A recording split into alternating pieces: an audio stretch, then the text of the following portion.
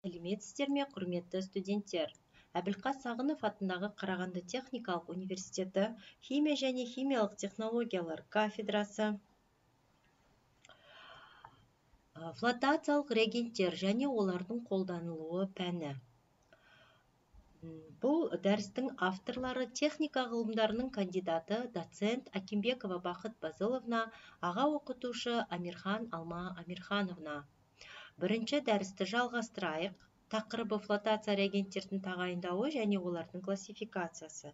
Бұл дәрісте, құрметті студенттер, біз сіздермен флотациялық әдістердің түрлерімен, флотацияның түрлерімен танысатын боламыз.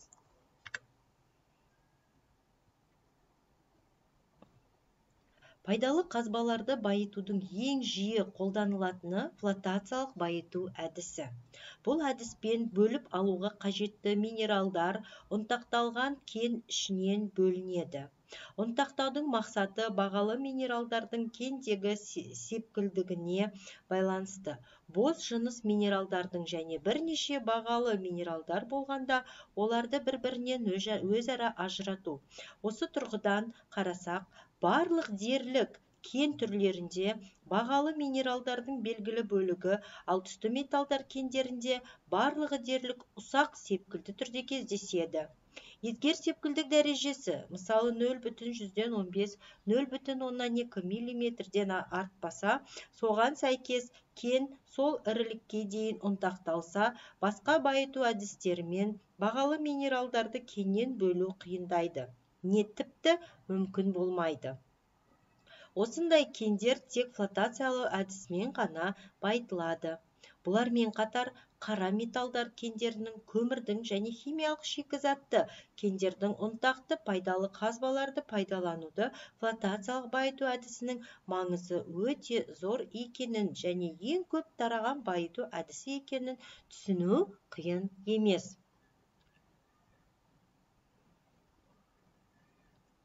Енді біз флотациялық әдістің түрлеріне тоқталатын болсақ, иондық флотация, майлы флотация, қатты қабырға флотациясы, вакуумдық флотация, электрофлотация, флокулярлық флотация, флотогравитация болып бөлінеді. Иондық флотация ерітіндідегі иондардың флотация әдісімен алу процесі. Онда жинаушы реагенттер ретінде баз қолданылады. Алынған ион беттік белсенді заттармен көпіршіктердің бетіне шоғырланған және көбікке шығарылатын қосылыс түзеді. Иондық флотация тұрақсыз көбікті кішкене қабатымен сипатталады. Оның жоғарғы қабаттарында көбік деп аталады. Негізінен сублаттан тұратын қатты гидрофобты өнімді айтамыз. Майлы флотация. Майлы флотацияның көбіктіден айырмашылығы сол аз суланатын минерал түйіршіктері судағы май тамшылары бетіне жабысып, су бетіне қалқып шығады да, суланған түйіршіктер суға қалып қалады. Суланғыш түйіршіктер суға қалып қалады.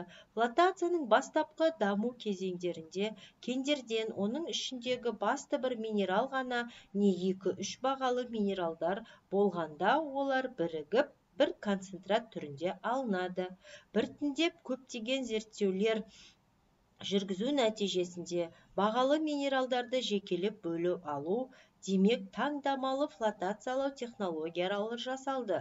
Көптеген теориялық және тәжірибелік ғылыми зерттеу жұмыстарының жүргізілу нәтижесінде бұл процесс алуан түрлі қазбаларды байытуда қолданылып отыр. Геродоттың қалдырған мәлімдемесі бойынша ерте замандарда ұсақ құм ішінен алтын түйіршіктерді майланған қаз қауырсынынан жабыстырылып бөліп алған. 15 ғасырда арабтар мыстың көк түсті минералы азуритті бөліп алу үшін ұсақтанған шайыр түйіршіктеріне жабысып, сонымен бірге қалқып шығуын пайдаланған болатын. Қабатты қабырға флотациясы бұл жұқа шламдардың флотация процесі. Тасымалдаушының көмегімен алынған шламдармен селективті әрекеттесетін флотациялық көлемдегі гидрофобты бөлшектер нәтижесінде пайда болған қондырғылар әдеттегі көбік флотациясына ұшырайды. Вакуумдық флотация бұл вакуумдағы ерітінділерден немесе суспензиялардан бөлінетін газ көпіршіктерін қолданатын флотация процесінің бір түрі. Электрофлотация бұл минералды шикізатты судың электролизіне пайда болатын оттегі мен сутегі көпіршіктерімен флотациялау процесі. Флокулярлық флотация бұл бөлшектерді реактивтермен алдын ала өңдеу нәтижесінде пайда болған флокулалар түрінде бөлшектердің алынуымен сипатталатын флотация процесі. Флотогравитация бұл минералды шикізатты байыту процесі. Ол флотациялық және гравитациялық байыту әдістерінің үйлесімінен тұрады және реагенттермен өңделген минералдардың қоспасы гравитациялық байытуға ұшырайды. Қолдану салалары. Пайдалы қазбаларды, яғни түсті металдар кендерін, сирек және шашыраңқы элементтерді, көмірді, отандастырды байыту. Күрделі кендер минералдарының бөлінуі, тұзды бөлу, ағынды суларды тазарту, атап айтқанда май тамшылары мен мұнай өнімдерін шығару, ашытқы өндіріс кезінде қолдануға болады. Әлемде флотацияның арқасында ұсақ көмілген кендер кен орындарын өнеркәсіптік өндіруге тартылады және пайдалы қазбаларды кешенді пайдалану қамтамасыз етіледі. Фабрикалар концентраттардың 5 түріне дейін шығарады.